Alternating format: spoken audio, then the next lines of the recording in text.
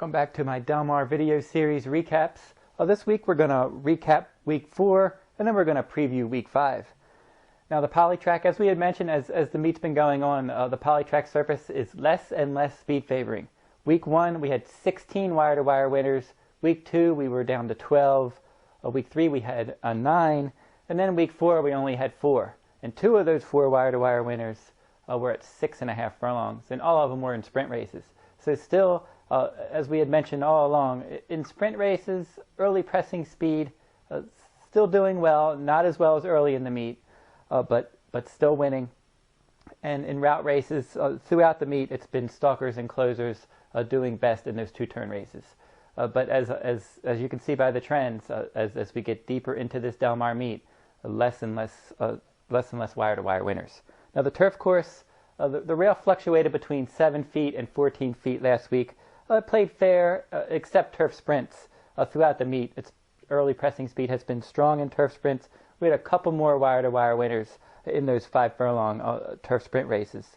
And the routes, we did have one wire-to-wire winner at 1 1/16, but for the most part, I still say from the beginning of the meet straight through, stalkers and closers, they seem to be holding the edge in those two-turn races on the turf course. Now, the turf rails will be down this coming Wednesday. There's a couple turf sprints, and we'll talk about the stakes race in a few minutes. Now the jockey standings, Rafael Bejarano, he's got 29 wins. He's comfortably in front in those rider standings. Martin Garcia, Julian Leparoux tied for second, 16 wins apiece.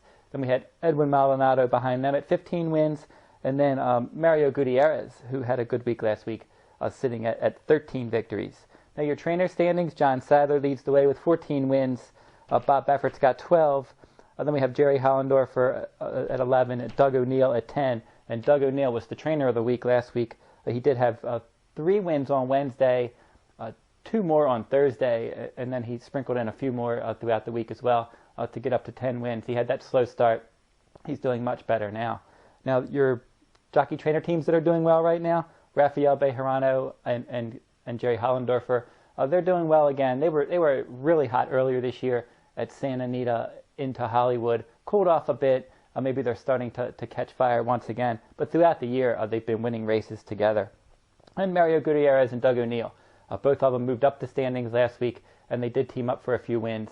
They've always been a good jockey trainer team, and they seem to be clicking again. And so they're definitely a team to watch if they have some runners in upcoming week at Del Mar. Now some of the races and performances from last week, the John Mabie Stakes, that was Tiz Flirtatious getting a 92 by her speed figure. Now the speed figure wasn't flashy, but there was no way that she was going to earn a big number because they were really crawling out front. There was absolutely no pace in that race. But she just exploded past the field. She sat back and forth. She made a sweeping move, just blew the doors off the competition. Lady of Shamrock was one of her main foes there, and that one had the lead, but she just went past that one like she was standing still. One under a hand ride, under Julian Leparoux, and she probably may end up going for the Breeders' Cup this year, and she's never been better. She's very consistent, and she really kicked her game up a notch in that John Mabie. The La Jolla Stakes, Dice Flavor pulled off the upset from off the pace under Garrett Gomez. He was finally able to return riding Saturday, and he comes right back and wins a stakes race. So that was a good ride from Gomez. Den's Legacy looked like he had that one wrapped up, had the lead in the stretch, but Gomez and Dice Flavor came rumbling on the outside and ended up winning that one in the late going. Pure Loyalty was third, and then my top choice, Dry Summer, ended up fourth. He was a first-time gelding coming off of a layoff. Didn't run a bad race, and I would expect that for trainer Jeff Mullins that this one is going to move up in the next start. I don't expect any of these horses to end up winning the Del Mar Derby.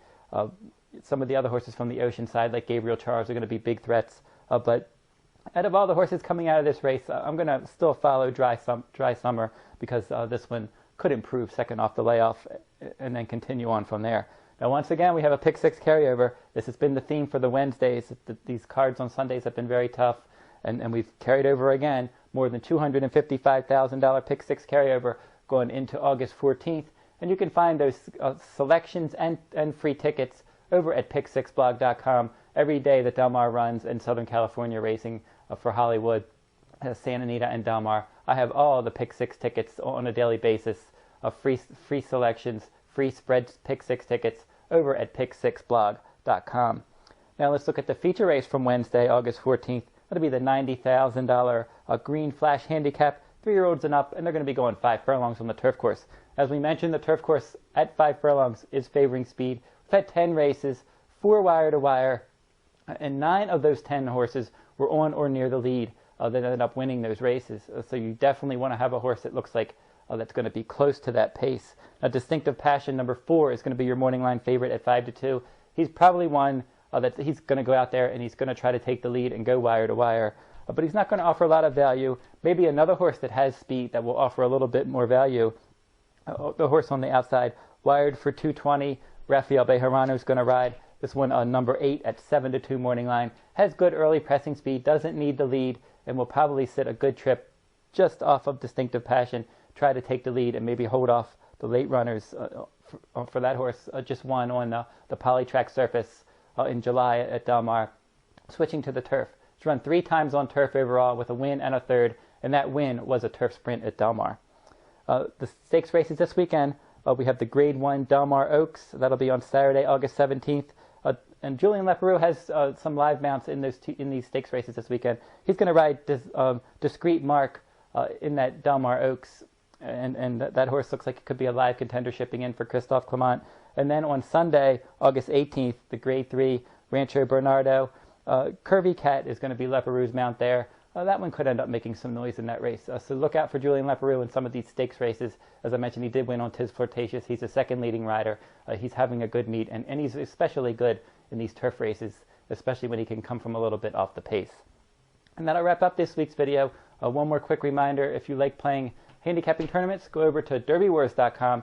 Every day that Del Mar runs, we have plenty of tournaments over at DerbyWars.com, including races from Del Mar. And that will wrap up this week's video. I'll be back next week for a Week 5 recap, and then I'll preview Week 6. Good luck at the races.